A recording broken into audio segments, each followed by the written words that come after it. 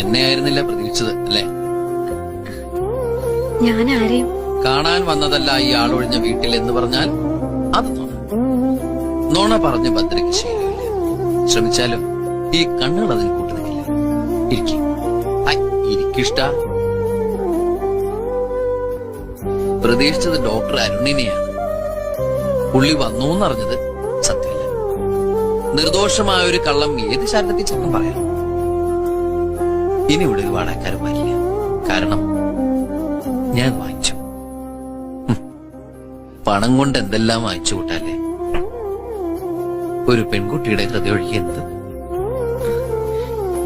എനിക്ക് പോണം. പോവാം. ആദ്യമായി ഇഷ്ടമാണെന്ന് മുഖത്ത് നോക്കി പറഞ്ഞയാൾ വിവാഹം കഴിക്കാൻ സമ്മതമോളിയതും അയാളോടായിരുന്നു. അയാൾ ഇപ്പോഴും അവിടെ തന്നെ നിൽക്കല്ലേ, ഒരു വേദനയായിട്ട്. അങ്ങനെ വേദനയൊന്നുമില്ല. പിന്നെന്തിനാ വന്നു എന്നറിഞ്ഞപ്പോ ഓടിയെത്തിയത്?